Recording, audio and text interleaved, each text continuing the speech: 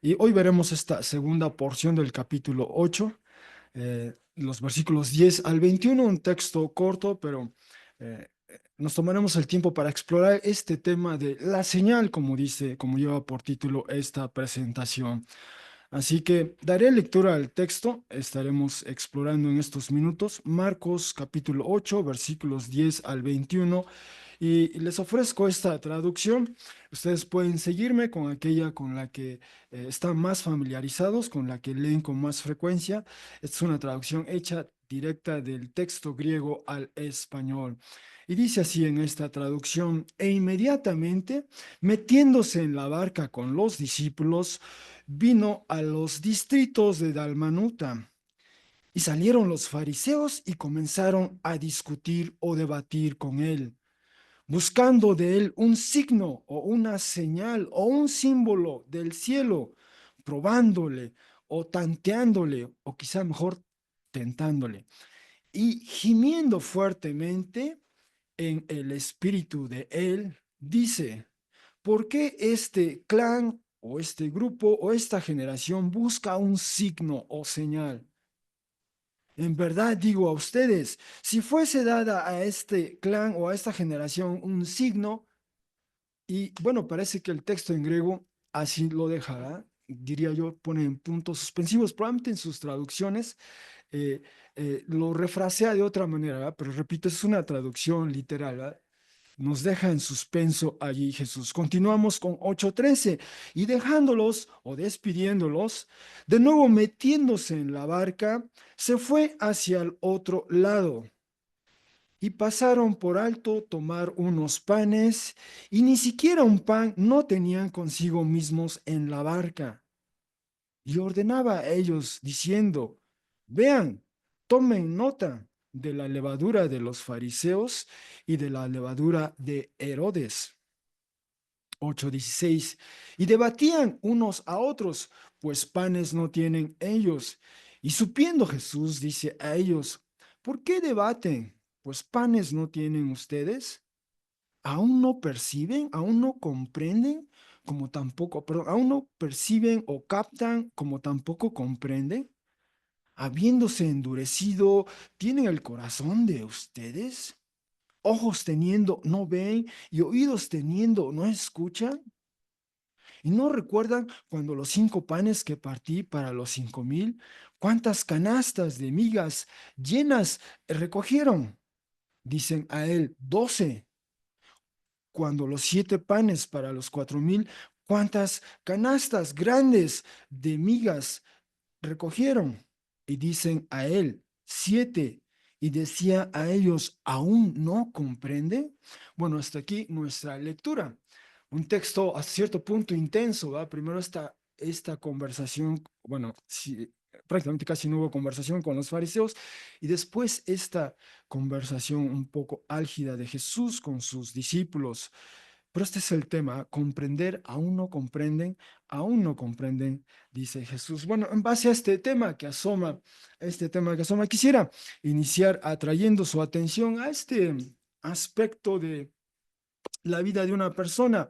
Ah, quizá muchos de aquí, probablemente la generación más joven, y lo digo con mucho respeto, ¿verdad? Han accedido a este servicio de Wikipedia, ¿verdad? Muy socorrido, especialmente quizá por los estudiantes. ¿Verdad? Este es para algunos quizás el primer punto de búsqueda. Aunque desde luego bueno, en algunas instituciones educativas, especialmente las de educación superior, ¿verdad? Wikipedia no es, o sea, no debe ser la fuente, deben buscar fuentes más, ah, ¿cómo decirlo? Más legítimas, ¿ah? Más fiables quizá. Pero bueno, ahí está Wikipedia. Este proyecto surge en el 2001, en el año 2001, probablemente a la par de que ocurre el famoso evento trágico de eh, el 9 de 11 de septiembre, perdón, del 2001, ¿va? Más o menos por ahí estaba surgiendo este proyecto de Wikipedia. Wikipedia. Uno de sus fundadores se llama así Larry Sanger. Larry Sanger. Él vio la parte, quizá de las ideas de cómo estructurar el servicio, de establecer reglas, lineamientos, política editorial, digamos, es la parte operativa como tal del servicio. Y había otra persona que vio la parte más bien administrativa financiera, ¿verdad? Proveer los recursos, captar los recursos para lanzar este proyecto y hacerlo disponible al público, ¿verdad? Bueno, son estas dos personas, así que uno de ellos, Larry Sanger, el cofundador de este servicio. Bueno, esta persona, él, se formó, fue un filósofo, se formó como filósofo en realidad. Bueno, tiene su doctorado en filosofía, dio algunas clases en filosofía. Él apenas el pasado 5 de febrero del 2025 publicó un extenso artículo, no necesariamente ensayo, pero un artículo de más de 14.000 palabras. Eso es casi una tesis en, a nivel maestría en algunos lugares, 14, poco más de 14. Y en el artículo él explicaba, quizá para el desconcierto de muchos de sus conocidos, dice cómo un filósofo escéptico llega a ser cristiano. Siendo el filósofo, él se formó en esa tradición, ¿va? Fue un colegio donde, allá en Estados Unidos, donde tiene esa fama, reputación de, pues eso, convoca, atrae a gente especialmente atea, agnóstica, y después hace su doctorado en filosofía, pero él tenía esta postura, ¿va? Y sí, supongo que esto habrá causado mucho revuelo entre sus conocidos, amigos, e incluso usuarios de este servicio de Wikipedia. Él ya no continúa en Wikipedia hace algunos años, pero sí, en este ensayo da a conocer que en efecto es ahora cristiano, para la sorpresa de él mismo. Y estos son algunos de sus extractos. Antes de comenzar, él cuenta, él crece en una familia, donde una familia cristiana en un sentido, lo era, sus padres asistían a una iglesia de trasfondo luterano. Y como niño, pues fue a la iglesia con sus padres, fue a la escuela dominical, cuenta algunas anécdotas, pero él dice que era un niño que hacía muchas preguntas, muchas preguntas y a veces parece que él sí desconcertaba a las personas, por no decirles que las sacaba de sus cabales, ¿verdad? Con tantas preguntas, ¿verdad? Pasa el tiempo y en algún momento él percibe, ¿verdad? Empieza a ver que no hay respuestas suficientes para o que satisfagan esa curiosidad natural suya y gradual y paulatinamente empieza a tomar distancia. Algo pasa en la familia que también la familia toma un poco de distancia con la iglesia a la que asistía, crece, es joven y cada vez se acentúa más esa distancia. Él dice que nunca fue ateo, nunca sostuvo la posición de ateo, pero más bien él se consideraba un agnóstico. Un agnóstico. Estaba abierto a la posibilidad de entretener la tesis de que Dios existiera, pero decía él, a mí todavía no me convencen, ¿verdad? Y estos son uno de los extractos de este ensayo suyo, ¿verdad? Repito, 14.000 palabras, es una lectura extensa, me tomó varios ratos, a ratos lo iba yo leyendo, pero esto quizá ayude a darnos una idea de cómo fue su andar, ¿verdad? Cómo fue que de repente empezó a reconsiderar la posibilidad de que quizá Dios existe y eventualmente creer no solo en Dios, sino en Jesús, ¿no? Bueno, dice este extracto, yo mismo nunca me alineé con el así llamado nuevo ateísmo del tipo de Dawkins y Dennett. Lo encontré craso y rudo. Participé un poco en discusiones en línea sobre ateísmo y agnosticismo, pero para mi sorpresa me encontré debatiendo más acerca de metodología con los ateístas que acerca de Dios con los teístas. En mi experiencia, la gente que se llama a sí misma atea, sin importar cómo definen ese término, rara vez consideran seriamente la posibilidad de la existencia de Dios. Luego dice, mi experiencia al estudiar y enseñar los argumentos clásicos, porque en algún momento dio clases como filósofo en su universidad, y a eso dice, mi experiencia al estudiar y enseñar los argumentos clásicos sobre la existencia de Dios me proporcionaron un escaso respeto por ellos. Quizá la mayor objeción que tenía sobre esos argumentos era que ninguno de ellos se acercaba a establecer que Dios, especialmente el Dios de la Biblia, existe, ¿eh? Y continúa narrando este viaje suyo y en cierto punto viraje. Y llega en un momento a decir esto, de la estructura de las galaxias a las órbitas de los planetas, del movimiento de las olas a las siluetas de las montañas, del origen de la vida a la complejidad del ser humano. Bien podría haber una explicación de estas cosas. Si el mismo surgimiento del orden parece exhibir fines o propósitos o diseños, podemos plantear como hipótesis un diseñador. Tal diseñador no trabajaría contra el orden o dentro del orden del universo. Ese no es el punto. Más bien, tal diseñador crearía el orden del universo, ¿verdad? Lo haría desde fuera, en otras palabras, ¿no?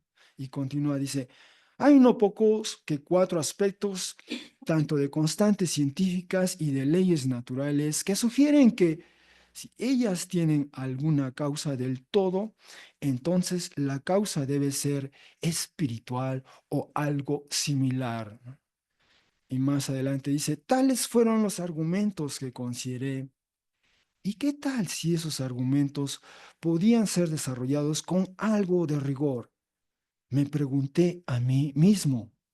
El resultado sería un argumento para la mejor explicación, considerar todas las premisas de todos estos argumentos como datos a explicar.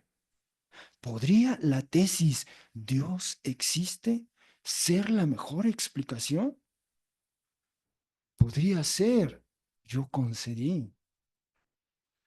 Y más adelante, continuar, en algún momento dice que él, bueno, dice que uno de sus estudiantes vino a conversar con él en una de sus clases de filosofía, y este estudiante dice que le planteó, conversó con él uno de estos argumentos, ¿no?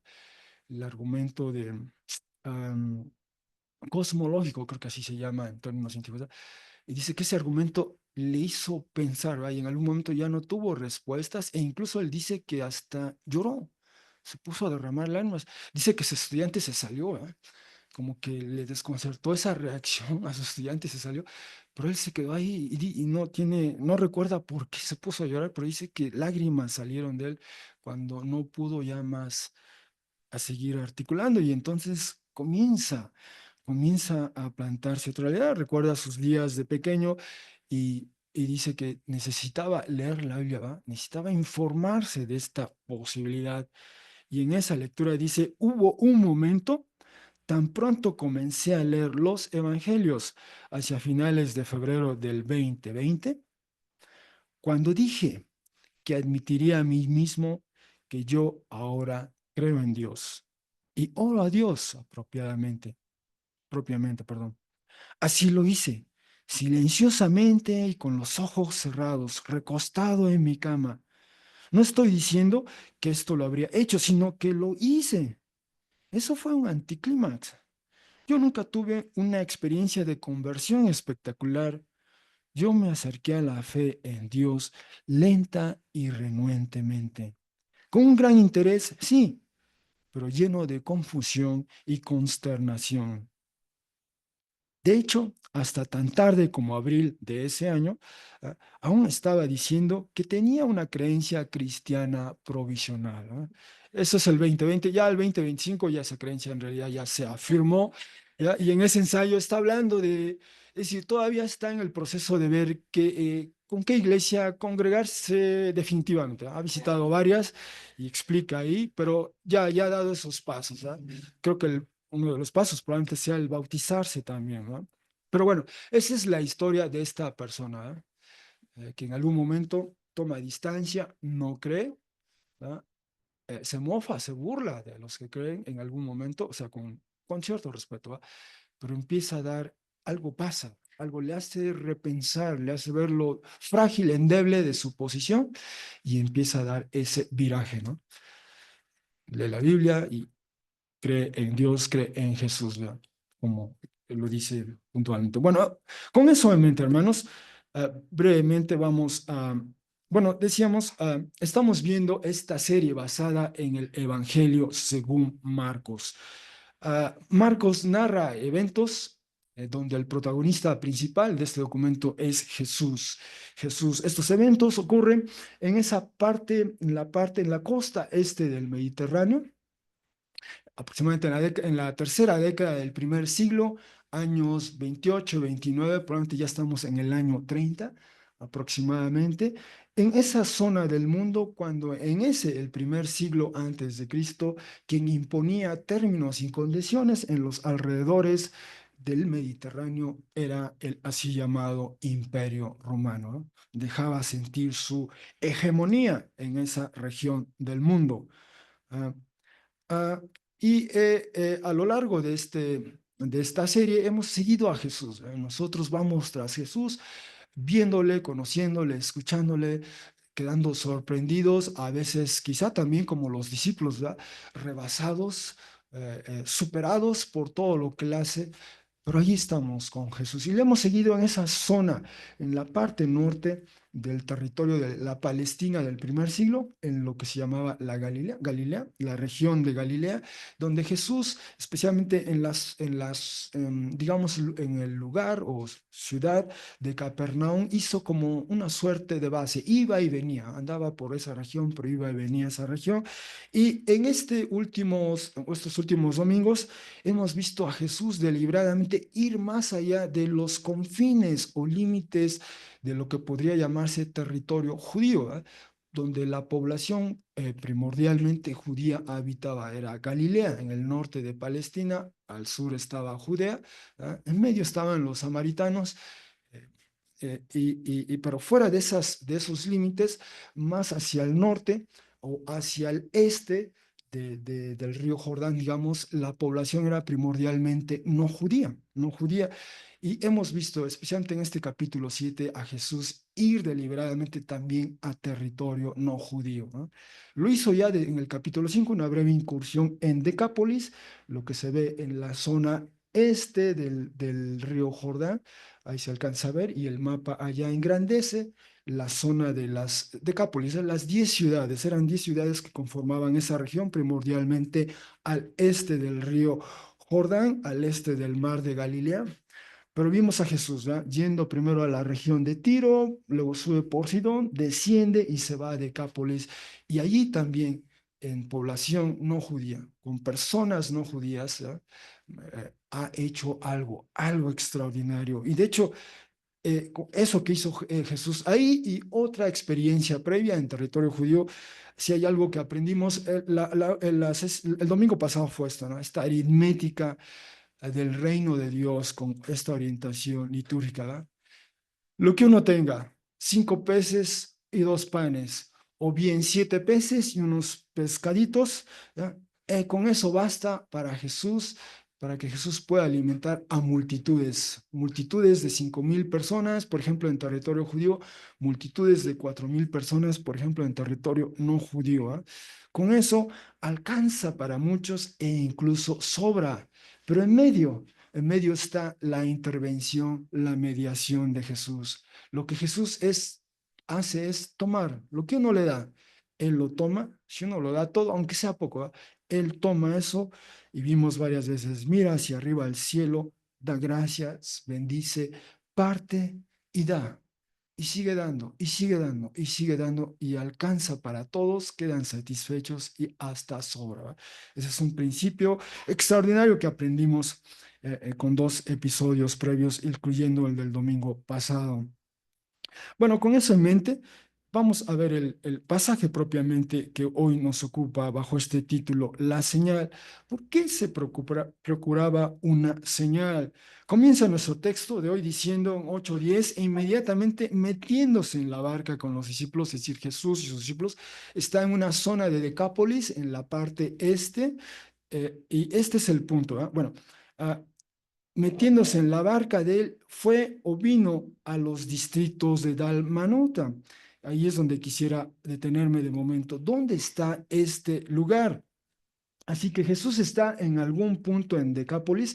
Las coordenadas que nos da Marcos son solo generales, ¿no? Nos ubica, pero no nos precisa exactamente dónde estaba Jesús. Pero las últimas coordenadas es que él estaba en Decápolis, ¿no? De Tiro y Sidón desciende y después se va al este, a Decápolis. Por ahí andaba Jesús, así que se acerca nuevamente a la costa del mar, mar de Galilea, en realidad es solo un lago, pero así se le llamaba en ese entonces, y con los suyos embarca, ¿va? Se mete a la barca, a su barca, ya esta barca, Taiwán, les ha acompañado todo este tiempo y cruzan el mar y van presumiblemente a esa zona, al otro lado del mar, ¿ah? A la zona de, bueno, en el mapa no aparece Dalmanuta, ¿no?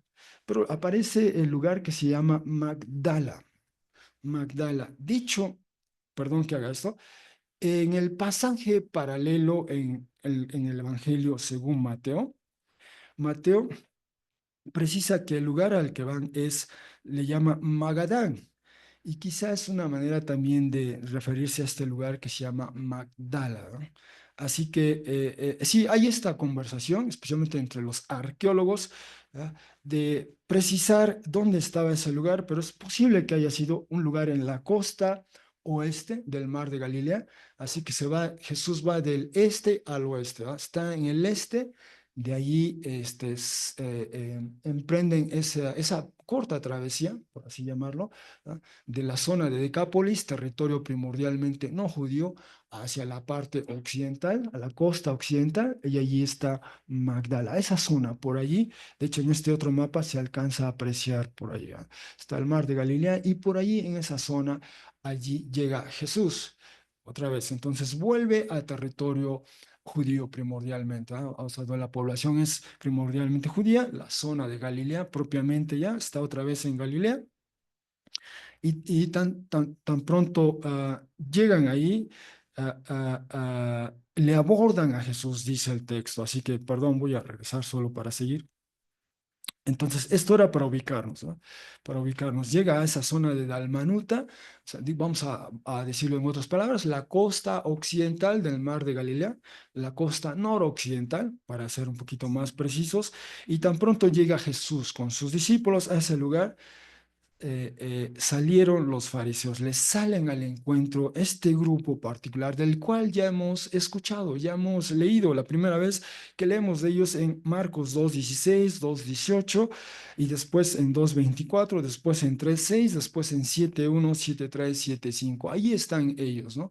Ahí están, puntean el texto, ¿verdad? Y ellos particularmente, la manera en que los retrata el Evangelio es un grupo hasta cierto punto escéptico en primera instancia y más bien hostil hacia Jesús, ¿eh? Así nos lo describe el Evangelio. Es un grupo particularmente difícil, ¿eh? Se resisten.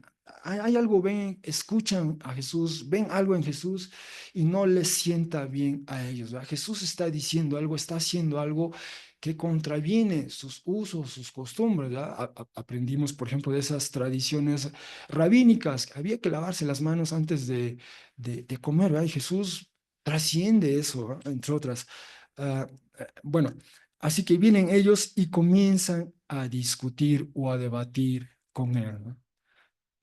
Y entre otras, procuran de él, buscan de él un signo, una señal, un símbolo del cielo. Y dice, Marcos dice, probándole, tanteándole o más bien tentándole, ¿verdad? Ese vocablo ya lo habíamos visto en 1:13 y en un momento iré a eso 13. Y esta vez, o sea, las veces previas, cuando venían los fariseos y abordaban a Jesús, cuestionaban, objetaban, le criticaban, Jesús respondía. Jesús entraba en diálogo y conversación con ellos, pero esta vez parece que ya fueron más allá, ¿ven? Ya colmaron la paciencia de Jesús, porque Jesús, en vez de entrar en este diálogo crítico con ellos, más bien, él gime fuertemente o suspira profundamente en el Espíritu o por el Espíritu, ¿eh? El Espíritu de él. Y dice, simplemente dice, no solo a ellos, sino a todos los, perdón, todos los que estaban alrededor, porque este clan, este grupo particular, se puede decir, quizá esta generación, busca un signo, una señal, un símbolo. Esa es la pregunta de Jesús. ¿Por qué ellos buscan un signo? Y luego dice él, en verdad, digo a ustedes, si fuese dada a este grupo un signo, una señal o un símbolo, y así queda la expresión en griego. Literalmente es una traducción. muy probablemente sus traducciones, que las que ustedes leen con más frecuencia, lo haya refraseado de otra manera, lo haya traducido de otra manera, pero literalmente dice así, si fuese dada este plan y queda en suspenso. Y así parece dejarlo Jesús, porque el texto continúa. Simplemente ya no entró en diálogo, en conversación con ellos. Pero será interesante explorar primero este punto. ¿Ah? ¿Por qué, perdón, por qué requieren ellos? ¿Por qué le exigen a Jesús una señal? ¿Ah? ¿Por qué quieren que Jesús acredite ante ellos quién es? ¿Ah? ¿Quién le ha comisionado a él? ¿Quién le ha enviado desde el cielo a él? ¿Quién le ha autorizado a él, digamos, desde el cielo? Para presentarse en medio de ellos, hacer lo que ha estado haciendo, enseñar como lo ha estado haciendo, que han sido las objeciones al paso del tiempo. Quizá la primera objeción, como vimos, es en Marcos 2, cuando unas personas casi diríamos que escarban el techo y hacen un hueco y de ese hueco desciende una persona, descienden a una persona que viene en una camilla postrada. Y Jesús hace una pregunta y genera estas preguntas al interior de ciertos fariseos y gramates, ¿ah? Y se preguntan, pero ¿qué se cree? ¿Ah? Solo Dios puede perdonar pecados y además para perdonarlos hay que ir al templo y hacer algo allá en el templo, ¿ah? Y Jesús está diciendo, o más bien con sus acciones está comunicando que este es un nuevo orden, una manera de tratar de Dios con su pueblo en particular, con el mundo en general, ¿ah? En donde el templo va a ser redundante, en donde ya no va a ser necesario el sacerdote, todo va a ser directamente con Dios, ¿ah? Y ese es el nuevo orden, y en ese nuevo orden, desde luego, los fariseos reaccionan, en ese nuevo orden ellos desaparecerían con ese nuevo orden, entre otras. Pero bueno, teniendo eso como trasfondo, la pregunta es ¿por qué? Porque, bueno, aquí por primera vez aparece ese vocablo en griego, semeion. Semeion, eso quiere decir signo, señal, símbolo. El plural sería semeia, ¿no? Y yo no sé si aquí, eh, creo, nuestros hermanos que estudian comunicación, no sé si llevan esa materia de semiótica. Semiótica es eso, ¿ah? La simbología, por así decirlo, ¿ah? Aunque quizá el énfasis aquí será otro, pero esa semiótica viene de ese vocablo, semeion, semeia en plural, signos, señales, indicaciones, marcas. Es la primera vez que aparece en el Evangelio de Marcos y ocurre otras 7 veces, quizá donde abunda este vocablo. Algunos lo recordarán, es el Evangelio según Juan, ¿eh? La boda de Caná nos dice, es la primera de las varias señales, ¿eh? Y con frecuencia habla de la señal. Esta fue una señal, esta fue una señal, las señales de Jesús. Bueno, este es el vocablo, semeyón, ¿eh? Y esto es lo que están pidiendo los fariseos a Jesús. ¿Cuáles son la señal? La señal. ¿Qué señal nos das tú? ¿Quién te acreditó a ti? ¿Cuáles son tus credenciales? Preséntame, ¿qué sería el equivalente hoy? O sea, quién te mandó? ¿Quién te dio esta autoridad? ¿Cuál es tu certificado, tu título, digamos, todos estos términos que hoy usaríamos, ¿va? ¿Cómo te acreditas ante nosotros? Es lo que le están diciendo a Jesús. De ahí en nuestras lecturas leímos el Salmo 135, ¿ah? Y en ese recuento de los hechos, el Salmo comienza hablando de Dios el creador, pero también el Dios que interviene en su creación, ¿no? Y cómo particularmente en esta obra, en la circunstancia de este pueblo particular, el pueblo de Israel, y cómo despliega ya de Dios estas señales, estos portentos, estos símbolos, ¿eh? Con miras a rescatar, a recuperar este pueblo para sí. Eso lo leímos en el Salmo 135. Y después Max leyó para nosotros esta porción de Éxodo 3, del 1 al 12, y que remató con Deuteronomio 34, a todo el capítulo, 12 capítulos. Y en uno y en otro vimos cómo Moisés, Dios llama a Moisés. ¿Y cómo se va a acreditar Moisés ante sus contemporáneos? Ha estado ausente Moisés como por lo menos 40 años, ¿eh? Nos dice el texto. Ha estado ausente. ¿Y cómo va a llegar Moisés y presentarse y decir, Dios me envió? Bueno, aquí va el respaldo de Yahvé, ¿verdad? ¿Y cómo es ese respaldo? A través de estas señales, portentos, prodigios, marcas, indicaciones, como querramos traducir ese vocablo, ¿eh? En hebreo es ot. En griego es semellón, ¿no? Pero eso es un signo, una señal, un símbolo, una marca, ¿no? Todas estas acepciones del vocablo, cualquiera de ellas aplica, ¿no? Y entonces recupero de las lecturas además esta porción de Éxodo 3:7. Previo a ello, Yahvé Dios ha escuchado el clamor en Éxodo, o sea, escucha el clamor de este pueblo, su opresión por este otro pueblo, el pueblo de Egipto. Y entonces en 3:7 dijo Yahvé a Moisés, ¿ah? Al ver, he visto la miseria o la opresión de mi pueblo, el cual está en Egipto, y he escuchado el grito o el clamor de ellos debido a quienes lo oprimen, pues conozco su dolor y sufrimiento, y he descendido para hacer lo que salga, para liberarlo de la mano de Egipto y para hacer lo que suba de esta tierra a la tierra buena y amplia o espaciosa, a la tierra fluyendo leche y miel, al lugar del Canaanita, ¿ah? Ah, del Eteo, del Amorreo, del Perisí, del Jibí, del Jebuseo. Y ahora mira, el grito o clamor de los hijos de Israel viene hacia mí y también he visto la opresión, angustia con que Egipto los oprime. Y ahora ven, ahí tenemos esta expresión en modo imperativo. Ahora ve y te enviaré a Faraón y haz que salga mi pueblo, los hijos de Israel. Y esta es la pregunta de Moisés. ¿Quién soy yo para que vaya al faraón y para que haga salir a los hijos de Israel de Egipto? ¿Verdad? Ya han pasado 40 años. En algún momento en su juventud, Moisés aspiró, vio esa opresión, quiso hacer algo, ¿verdad? Pero salió mal ese primer intento y de hecho tuvo que huir. Ya han pasado ya 40 años, ha estado en una actividad muy distinta. Es natural que él se pregunte, ¿quién soy yo a estas alturas de la vida, en este lugar tan distante, para que haga salir a los hijos de Israel? ¿Y cómo le responde Yahvé Dios? Dice, así seré contigo o así estaré contigo. ¿Ah? Primero, Dios con él. Y segundo, y esta para ti la señal. ¿Ah? Primero la señal para él y después las señales por todo.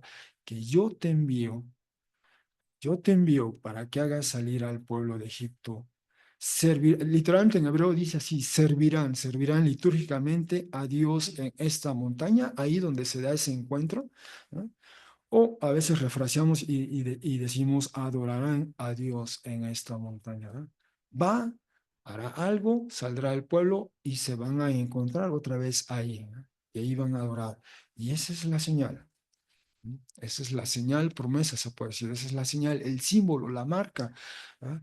Ah, ah, y así comenzó Moisés. ¿Ya? Y después leímos Deuteronomio, ¿ah? Ya que hace un recuento de la vida casi es un panegírico el que estamos leyendo de Deuteronomio 34. ¿Ah? Fallece Moisés y se hace un recuento, un resumen de su vida y qué le distingue. Dice, no hubo otra persona antes que él, no hubo como él, donde ya ve Dios a través de él hizo estas señales y portentos, ¿verdad? Para liberar a este pueblo de Egipto y traerlo. O sea, Moisés solo vislumbró la tierra donde iban, ¿verdad? Hasta ahí llegó su misión, pero todo lo que tuvo que hacer Dios en Moisés y a través de Moisés, ¿verdad?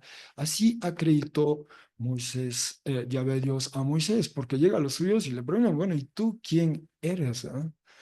En última instancia, has estado ausente aquí todo este tiempo. ¿Ah? ¿Dónde has estado? Bueno, se acredita Moisés. Y si ese fue el caso de Moisés, también ah, ah,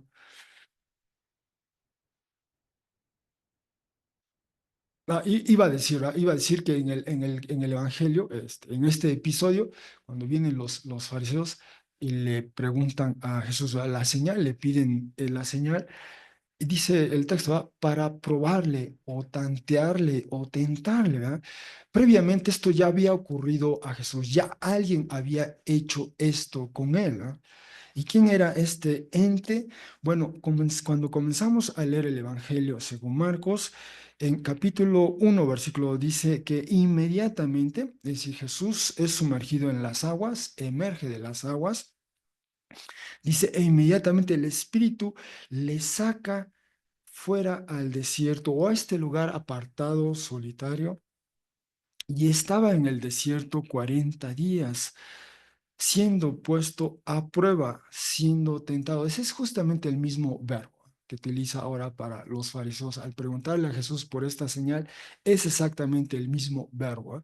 Ser puesto a prueba, ser tentado, ser tanteado, si se quiere, ¿eh? Pero esta vez quien lo estaba ejerciendo era ese adversario, ¿eh? Que el vocablo que se utiliza en griego es ho Satanás, el adversario. Y estaba Jesús con las bestias o animales salvajes o silvestres, y los ángeles le servían y ministraban. Y en su momento presentamos esta, digamos, versión estilizada de esta visión. El lenguaje que utiliza Marcos al narrar este evento, ese episodio, es el lenguaje de una visión, y es una visión cósmica. Nos habla de cielos y tierra, está el Espíritu, ¿no? Está Jesús, ¿no? Jesús está rodeado de estos animales silvestres salvajes. Esto evoca un poco, se remonta uno a Génesis 1, el ser humano, y está rodeado de estos animales. Se usan estas expresiones, animales salvajes, silvestres. Ah, Además, hay ángeles que atienden a Jesús, ¿no? Entonces tenemos este tráfico entre cielo y tierra, el Espíritu Santo por un lado, los ángeles por el otro, está Jesús, están estos animales silvestres. Hay un eco, una alusión a Génesis 1, quizá a Génesis 2, ¿no? Pero además está este personaje siniestro que aparece, que el texto describe como Satanás, el adversario, ¿no?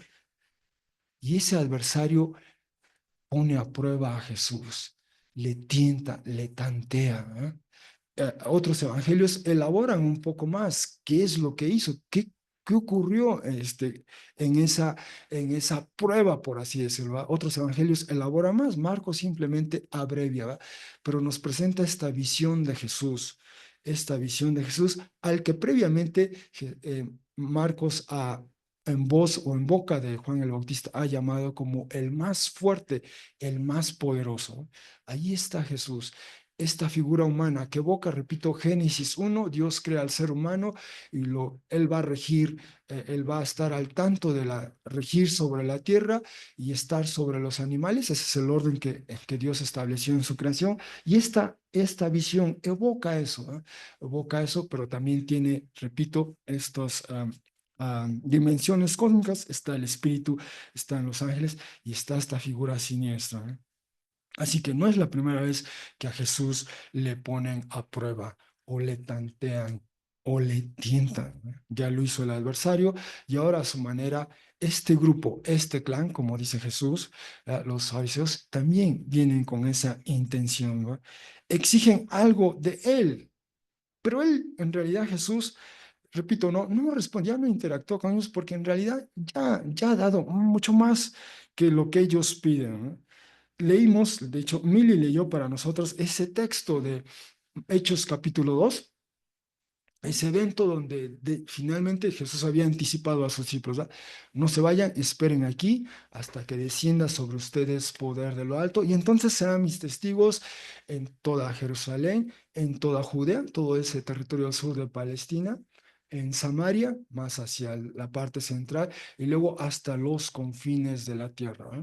Y de hecho el libro de los Hechos termina con uno de los discípulos de Jesús, en este caso el apóstol Pablo, en la capital misma del imperio, en Roma, y hace todo ese recorrido que nos narra el libro de los Hechos. Así que en Hechos 2 es cuando desciende el Espíritu sobre los discípulos de Jesús, y al descender ocurren cosas extraordinarias que llaman la atención de los vecinos. Era un día especial, era un festival judío, era el festival del Pentecostés, y habían venido peregrinos de muchas partes del imperio, incluso fuera de las fronteras del imperio, habían venido a Jerusalén a celebrar ese festival judío, y escuchan eso. Y entonces Pedro se pone de pie y comienza a explicar a esta multitud qué es lo que les ha ocurrido a ellos. Y entre otras les dice esto: hombres israelitas, escuchen estas palabras, Jesús el Nazareno, hombre habiendo sido dado a conocer por Dios a ustedes con poderes y portentos y señales. Y ahí está nuestra palabra, semeión, ahora en plural, semeia. Así como Moisés en el pasado, que vino y fue el agente de Dios para liberar a su pueblo, ahora Jesús actualiza el texto bíblico, esas credenciales ahora en Jesús. ¿Verdad? Es Jesús el Nazareno, este contemporáneo suyo, que algunos de aquí, porque había algunos de Galilea, ¿verdad? Este contemporáneo suyo, Jesús el Nazareno, ¿verdad? Este habiendo sido dado a conocer por Dios. ¿Y cómo lo acreditó Dios? Con poderes. ¿Ah? Dunamis es el vocablo en griego, con portentos y señales, los cuales hizo por medio de él, Dios en medio de ustedes. ¿No? Dios a través de Jesús hizo todo eso, desplegó todo ese poder, tal como ustedes bien saben, ¿no? Y luego continúa diciendo a este, es decir, a Jesús, a este por el plan o propósito que fue determinado y el conocimiento anticipado de Dios, es decir, no fue una sorpresa, no tomó por sorpresa a Dios el que alguien del círculo cercano, interior de Jesús, le haya traicionado. ¿Ah? No le tomó eso por sorpresa a Dios, dice, entregado, traicionado por medio de la mano de personas sin ley, quienes fijándolo, literalmente dice el texto, ¿ah? O crucificándolo, lo ejecutaron o mataron. ¿Ah? Dios estaba dentro de los planes de Dios en que estos eventos ocurrieran. Y además dice, a quien Dios levantó o resucitó, liberándolo de los ataques, dice así, de la muerte, pues no era capaz de ser dominado o controlado por ella. Pero ahí está este punto. ¿Ah? En este primer gran mensaje de Pedro a sus contemporáneos, así se refiere a Jesús. ¿Ah? Jesús fue acreditado, fue respaldado, ¿ah? Por Dios mismo, con poderes, con portentos, con señales o signos o símbolos que Él hizo a través de Él para beneficio de todo el ¿verdad? Esa es la tradición apostólica, la enseñanza apostólica que se reitera. Así que a la luz de esa perspectiva, pues hemos visto lo que, como hemos hecho en sesiones pasadas, un recuento express de qué es lo que nos comunica el Evangelio de Marcos mismo sobre Jesús. Bueno, hemos visto que Jesús ve al Espíritu descender sobre él, Jesús proclama el Evangelio y después lo hacen sus discípulos, Jesús llama a seguirle, si hay algo que vemos en Jesús una y otra vez es Jesús enseña, esta es la constante en Jesús, Jesús enseña, Jesús echa fuera espíritus impuros o demonios, también expulsa demonios en su condición del más fuerte o poderoso, Jesús reprende y silencia tanto un espíritu impuro como al mar, ¿verdad? Y en esto último, él ejerce prerrogativas que solo corresponden en el Antiguo Testamento a Yahvé Dios. ¿verdad? Hay este despliegue de prerrogativas divinas y empezamos a ver cómo se empieza a dibujar esta silueta, esta... Sí, esa silueta de Jesús. ¿verdad? ¿Quién es Jesús? ¿Quién es Jesús? Además, Jesús levanta primero a la cegua de Pedro, que yacía recostada padeciendo fiebre, después a un paralítico en su camilla y posteriormente de la muerte a una niña de 12 años. ¿verdad? Veíamos que ese como primer clímax, Jesús está delante del cadáver de una niña de 12 años. ¿Y qué hace Jesús? ¿Qué hacen los que están con él? ¿Qué va a hacer Jesús? Pues Jesús le toma la mano, dice algo en un lenguaje peculiar y la niña se levanta y comienza a caminar y pide que le den de comer. Eso es lo que hace Jesús ante la muerte. ¿no? Vuelve la vida con él. Jesús cura o sana a personas con varias clases de enfermedades, cura o trata a una mujer de su tormento o flagelo, y nuevamente todo el acto de sanar, de curar, es algo que hemos visto fue anticipado. Justamente cuando sale el pueblo de Israel de Egipto, en Éxodo 15, vemos esa indicación, esa promesa, ese compromiso de Yahvé Dios con su pueblo, ¿va?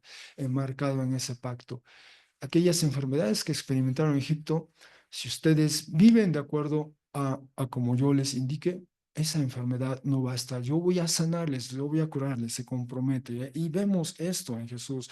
Vimos que Jesús ora y también mira hacia arriba al cielo, ¿ah? Cuando tiene esos panes y peces o cuando tiene delante de sí, cuando con sus manos tiene delante de sí tocando a una persona que está sorda y que tiene dificultades para hablar. Eso es lo mismo. Jesús limpia, purifica a un leproso.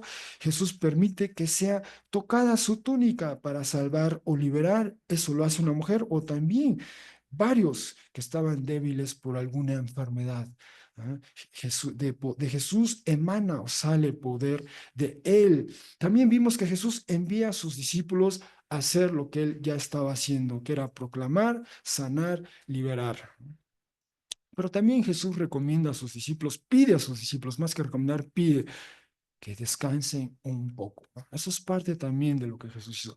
Jesús vimos, celebró un simposio, ¿no? Deliberadamente Marcos, el único autor de los 27 documentos en el Nuevo Testamento, este es el único donde el autor utiliza este vocablo griego, ¿no? Simposio, que se traduce simposio, ¿no?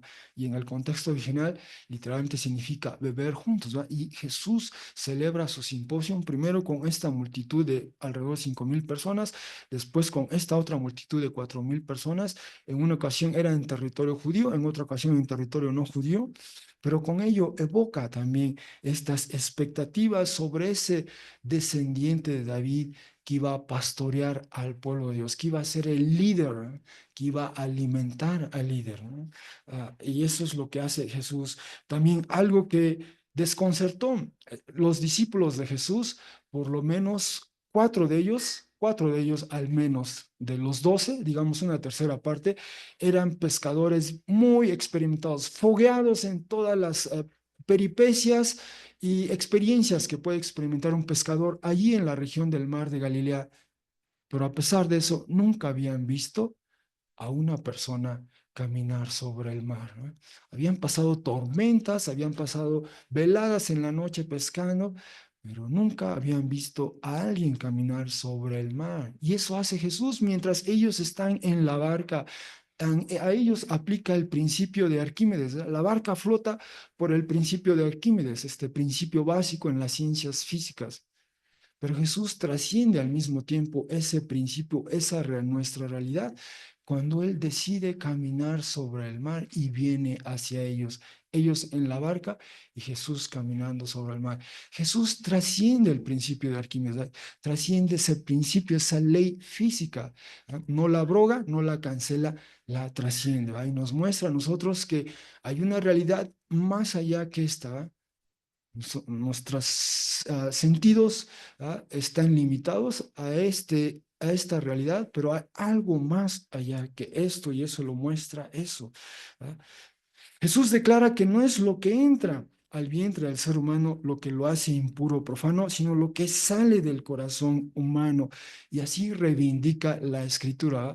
Va más allá de esas usos o costumbres o tradiciones rabínicas y vuelve a la escritura. Jesús reivindica la escritura. La escritura está por encima de la tradición, en este caso la tradición rabínica, y nos muestra a Jesús que en realidad el problema es más serio y profundo. Está acá, es el corazón humano, lo que sale de él es lo que profana al ser humano, lo que lo ensucia al ser humano. Ah, ah, y, y también vimos que Jesús nuevamente dice algo en este lenguaje peculiar, este debate si es arameo o hebreo, inmediatamente son abiertos los oídos de un sordo para que escuche y es suelta la atadura de su lengua para que hable correctamente. Todo esto es un breve recuento express de todo lo que hemos visto hasta en estos casi, bueno, estos primeros 8 capítulos, y así que comprendemos ahora a Jesús, ¿eh? Vienen y le preguntan por una señal. Pues, pues, ¿qué más quieren, verdad? O sea, no lo dice así Jesús, pero el hecho de que Jesús gima profundamente para sus adentros, ¿verdad? Y entonces, sí, sí, ¿no? Ya nos imaginamos a Jesús así, ¿no? Así diciendo algo así, ¿no? Eso es lo que está comunicándoles a ellos, ¿no? Y ellos han estado ahí, ellos han estado, el texto nos ha dicho, han estado ahí, le han hecho objeciones y preguntas. Ah, incluso vimos al jefe de una sinagoga, ¿verdad? Viene a Jesús, deja atrás sus prejuicios y viene, su hija tiene una enfermedad terminal y viene a Jesús y le pide que haga algo por ella, ¿verdad? Y lo hace Jesús incluso ya cuando ella ha fallecido, ¿verdad? Así que es comprensible el que Jesús quede así, ¿verdad? ¿Qué más? ¿Qué más puede hacer? ¿Verdad? Pero por otra parte, dice el texto, Así que los deja, los despide y de nuevo va a la barca. Se fue, partió hacia el otro lado. No nos dice el texto a qué otro lado, ¿eh? Pero más adelante quizás sabremos es más o menos a dónde, ¿eh? Simplemente dice, se vuelven a embarcar, zarpa la embarcación, van a otro lado, a otro lugar. ah, y en esa corta travesía se dan cuenta que olvidaron tomar unos panes, ¿no? Los panes, ¿verdad? Si los panes están ahí, ¿verdad? ¿Recuerdan cuando Jesús alimenta a los 5,000? Les preguntamos, ¿cuántos panes tienen? Y tienen que ir pues eso, a la barca, ahí donde está su alacena, digamos, ¿no? Y solo les quedaban 5 panes, ¿verdad? En ese breve, ¿cómo decirlo? En ese breve descanso, en ese breve Shabbat, ¿verdad? Que Jesús les pide a sus discípulos, ya habían comido algunos de sus víveres y solo les quedaban 5 panes. Y después en otra ocasión, de nueva cuenta, les pregunto, ¿cuántos panes tienen? Solo tenían 7 y aquí de plano olvidaron, ¿verdad? Ni siquiera un pan no tenían consigo mismos en la barca. Se agotaron los víveres, ¿verdad? En un sentido, en el otro, recordemos, ¿verdad? Pues varios de ellos eran pescadores y si algo tenían a la mano ahí en el mar, pues era pescar, ¿verdad? Pescar, pero no tenían con qué acompañar los panes. Pero ante eso, Jesús dice lo siguiente, ordenaba a ellos diciendo, vean, tomen nota. Y habla de la levadura de los fariseos y habla de la levadura de Herodes, ¿no? Se refiere a estos dos grupos. Previamente los fariseos son los que le preguntan por una señal. La multitud había visto tanto, tanto, ¿qué más? ¿No? Pero ahora Jesús se refiere a este grupo. Además de los fariseos están los de Herodes, ¿no? Y este binomio, fariseos y Herodes, o fariseos y los seguidores de Herodes, o los del círculo de Herodes, ya había aparecido previamente. Y cuando lo vemos, nos hace recordar de algo en común entre ellos, de esta alianza con intenciones y bienesas, puede decirse. Marcos 3:6 dice, saliendo los fariseos inmediatamente con los partidarios de Herodes, un plan entregaban o daban contra él, de modo que a él destruirían, ¿verdad? Algo hizo Jesús, algo dijo Jesús, y los fariseos y los partidarios de Herodes acuerdan, entran en alianza, ¿verdad? Hacen este acuerdo y resuelven que hay que destruir a Jesús. Algo van a tramar contra él, ¿verdad? Y de eso nos va a hablar más adelante el mismo Evangelio, ¿verdad? Así que Jesús se refiere a ellos, habla de la levadura de ellos, en sentido, hablando de señales, de símbolos, de marcas, habla, Jesús recupera esta frase, habla de la levadura de ellos. ¿Qué querrá decir con ello? El texto, debo decir, el texto, tal como lo tenemos, no elabora un poco más, ¿verdad? Pero a la luz del contexto inmediato y de lo visto previamente, y especialmente de esa reticencia de esta audiencia de Jesús de los fariseos, por un lado, y por el otro tenemos a los seguidores de Herodes o Herodes mismo, y en un momento veremos con más detalle algo de ello. Eso es lo que nos informa el Evangelio, ¿verdad? Esta reticencia, por decirlo menos, este escepticismo, este antagonismo, de hecho, esta hostilidad ya de los fariseos hacia Jesús, ¿verdad? Una y otra vez le están cuestionando tú por el poder de este Belcebú echas fuera a los espíritus, ¿verdad? Y Jesús pregunta, ¿por cómo va a ser esto? ¿Verdad? Que Satanás por sí mismo, ¿verdad? Habla del más fuerte y el más fuerte, ¿verdad? Jesús el más fuerte y cómo el más fuerte controla al fuerte o poderoso. Varias de estas objeciones ya había enfrentado Jesús y ahora se refiere a ellos como la levadura de los fariseos y la levadura de Herodes, ¿no? En un sentido físico, la levadura pues hace que el pan se, ¿cómo decirlo? Se expanda, ¿no? por así decirlo, ¿no? Se infle, ese es el término, ¿no?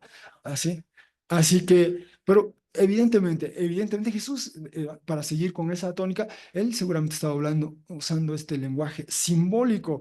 Así que, bueno, tan solo por referirnos a un caso de un fariseo o una persona que fue influenciada por los fariseos.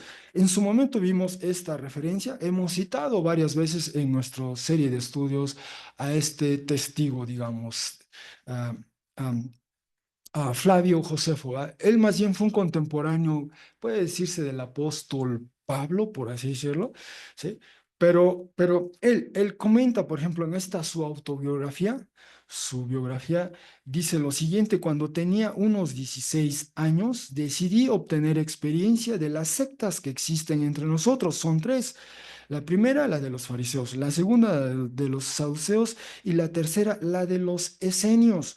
Como he repetido en tantas ocasiones, creía que si las conocía bien a todos, podría elegir la mejor.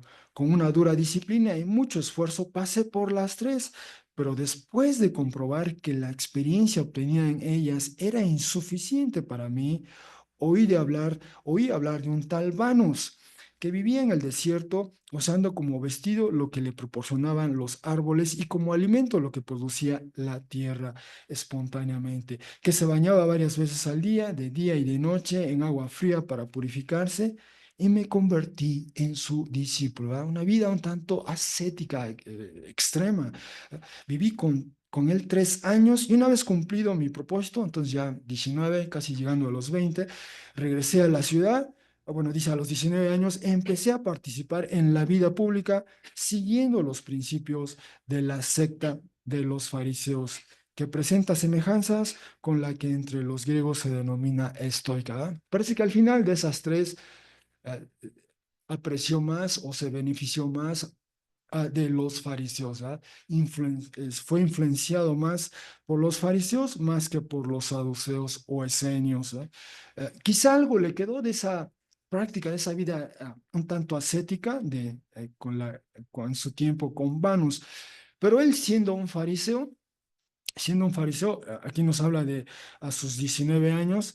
Bueno, él fue uno de los, entre otras, hablaba de los fariseos en sus obras, habla de ellos, de los fariseos, los conoció bien. Dice de los otros dos grupos judíos citados antes, los fariseos, que tienen la fama de interpretar las leyes con rigor y que son los que dirigen la secta más importante. Todo lo atribuyen al destino y a Dios. Sin embargo, para ellos el obrar con justicia o sin ella depende en gran medida del hombre, aunque el destino interviene también en cada caso. Afirman que toda alma es incorruptible y que solo la de los seres buenos pasa a otro cuerpo, mientras que la de los malos sufre un castigo eterno. Varias ocasiones, Josefo da algunos indicios, ¿verdad? De su conocimiento de esta, como él la llama, secta, este grupo, este clan. ¿verdad? Este, ah, ah, y, y de hecho, en su momento, Josefo fue una de esas personas que también abraza este nacionalismo de la década de los 60, ya en la década de los 60, y él decide liderar una célula, diríamos hoy día, guerrillera. ¿verdad? Cuando hay esta revuelta judía contra Roma, eh, Josefo, lidera una de estas células, una célula guerrillera. Su célula es finalmente rodeada, entran en una suerte, no se quieren entregar al adversario y hacen un pacto social. Nos vamos a matar unos a otros, en suertes, se echan suertes y de acuerdo a la suerte cada quien se va matando. Presumiblemente el último en matarse iba a ser él, pero él decide no matarse y entonces decide, sí, así lo cuenta él, así lo cuenta en su obra, y él se entrega más bien a los romanos, ¿ah? Al general. Los romanos lo apresan, es el cabecilla, el jefe de esta célula, se lo presentan al general Vespasiano, ¿ah? El que lideraba en ese entonces las legiones romanas para aplastar la revuelta judía, y cuenta lo siguiente, que le van a llevar a Vespasiano. Cuando Josefo oyó esto último, le dijo que quería hablar con él a solas, con el general Vespasiano. Una vez que Vespasiano mandó a salir a todos los demás, excepto a su hijo Tito y a dos amigos, dijo Josefo: tú, Vespasiano, ¿crees que con Josefo has capturado solo a un prisionero de guerra? Pero yo vengo ante ti como un mensajero de hechos importantes, pues si yo no hubiera sido enviado por Dios, sabría lo que prescribe la ley de los judíos y cómo debería morir un general. ¿Me envías a Nerón? Nerón era entonces el emperador todavía allá en Roma. ¿Ah? ¿Por qué? Después de Nerón no quedará ningún sucesor hasta llegar a ti.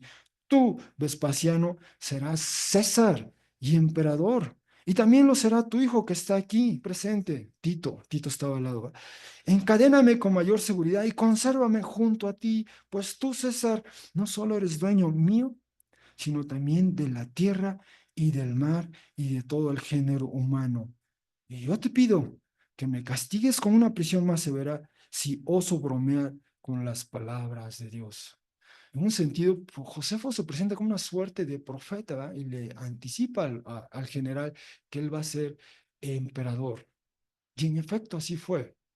Después de Nerón pasaron otros tres generales, mueren todos ellos, uno mata al otro, finalmente el cuarto es Vespasiano, y él fue emperador desde el año 69 hasta el 79, y después lo es su hijo Tito, del 79 al 81, y después lo es su otro hijo de Vespasiano, que es Domiciano, desde el 82-83 hasta el año 95-96 aproximadamente.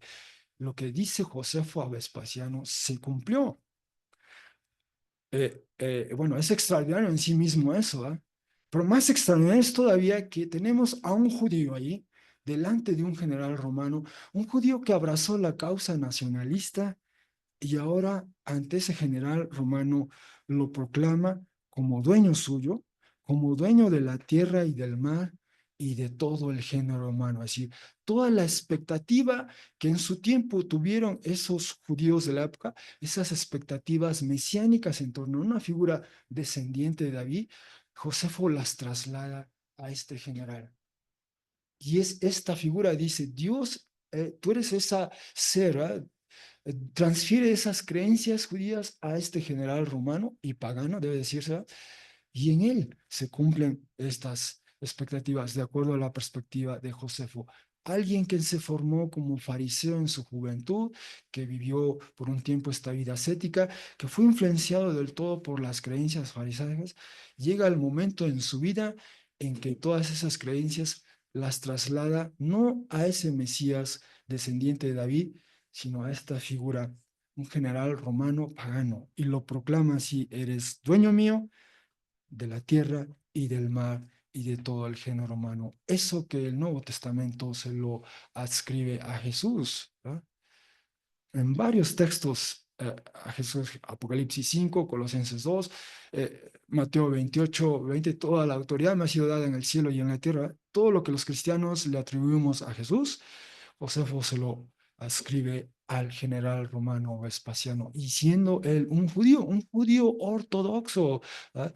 Que escribe antigüedades, ¿verdad? Un recuento de la historia del pueblo de Israel primero y después judío, basado, remitiéndose al Antiguo Testamento. Esto es lo que quizá desconcierta de este episodio, ¿eh? Lo que desconcierta, pero eso ocurrió. Eso por un lado. ¿Qué hay sobre Herodes? Bueno, cuando vimos Marcos 6, quizá recuerdan, Marcos 6 narra cómo Juan el Bautista fue decapitado, ¿eh? Las razones, las causas, y en su momento vimos este episodio.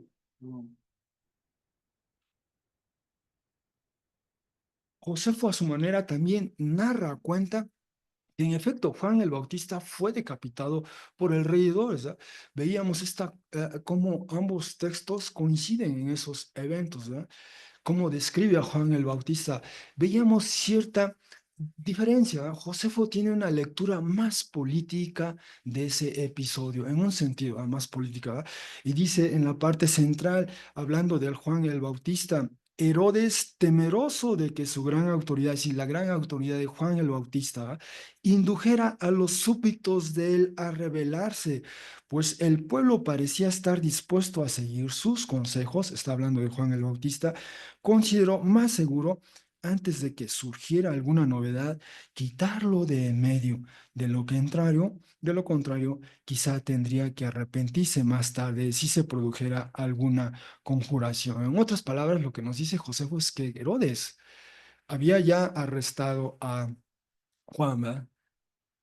Pero temía algo más Herodes, ¿verdad? Temía que la influencia de Juan, ¿verdad?, provocara este levantamiento, esta revuelta contra él, contra Herodes, Antipas, y entonces para evitar esa posibilidad resuelve matarle, ¿verdad?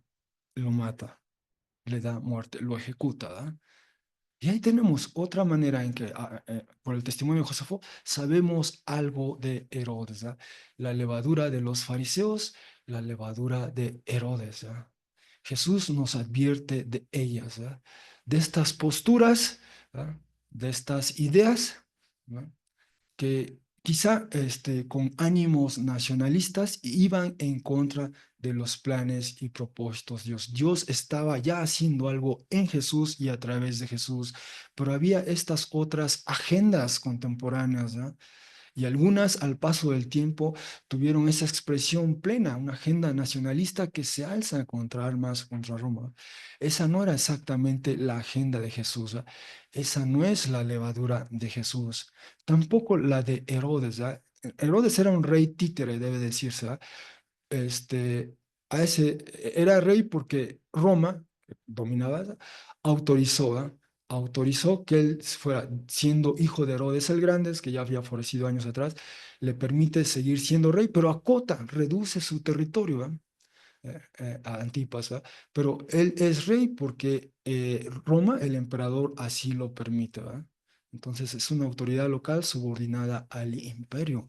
Y de ambas posibilidades Jesús nos previene, previene a sus discípulos, ¿eh? Cuidados de la levadura de los fariseos o de la levadura de los Herodes, ¿eh? De sus agendas, de sus aspiraciones o pretensiones, ¿eh? De lo que ellos pretenden, que no es como lo de Jesús, el reino de Dios, como Él lo anuncia, lo Él comunica y lo ha demostrado ampliamente en todos estos primeros 7 o casi 8 capítulos. ¿Eh? Ah, así que avanzamos. Y estando en esta conversación con sus discípulos, allí en la barca quizá todavía, debatían ahora sus discípulos unos a otros, panes no tienen, ¿verdad? ¿De qué nos está hablando Jesús? No hay panes. Y Jesús lo supo y se pregunta, ¿por qué debaten? Pues panes no tienen, ¿verdad? Entonces, ¿qué quiere decir Jesús con la levadura de los fariseos y de los de Herodes? ¿Ah? O sea, quiere decir algo más, ¿no? No está refiriendo al pan físico que no tienen en ese momento, ¿eh? Y entonces viene Jesús, ¿ya? Habiéndose endurecido, ¿tienen el corazón de ustedes? Ahorita veremos ya cómo había ocurrido esto en 6:52. Y Jesús pregunta, ¿ojos teniendo no ven? ¿Oídos teniendo no escuchan? ¿Ah? No recuerdo, y de hecho ahí cita Jesús el Salmo 135, que por cierto fue el que leímos, ¿no? Leímos todo el Salmo 135, pero también esa expresión aparece, Salmo 115 en nuestra traducción al español, aparece por ejemplo en Jeremías 5:21, aparece en una versión en Isaías quizás 6, pero esta es una constante, ¿eh? Ojos teniendo no ven, oídos teniendo no escuchan, y entonces viene Jesús, ¿ya? ¿No recuerdan cuando los 5 panes que partí para las 5,000, cuántas canastas de migas recogieron? Y dicen 12, fueron 12 de hecho. Cuando los siete panes, ¿no? Para los 4,000, ¿cuántas canastas grandes de migas recogieron? Y dicen al 7. Es decir, el tema no es el pan, ¿verdad? O sea, ¿por qué debaten si no hay pan? Pues eso ya no debería ser un problema, ¿no? O sea, de alguna manera Dios proveería eso, ¿verdad? Jesús no está hablando físicamente del pan, ¿verdad? Cuando habla de cuidado de la levadura de los fariseos, la levadura marca fariseos o la levadura marca Herodes, ¿verdad? Sino más bien de esas agendas, de esas aspiraciones, de esas pretensiones, de eso que procuran estos grupos que entran en colisión con, digamos, decir, con la agenda de Dios, con el reino de Dios, con el evangelio de Jesús, ¿verdad?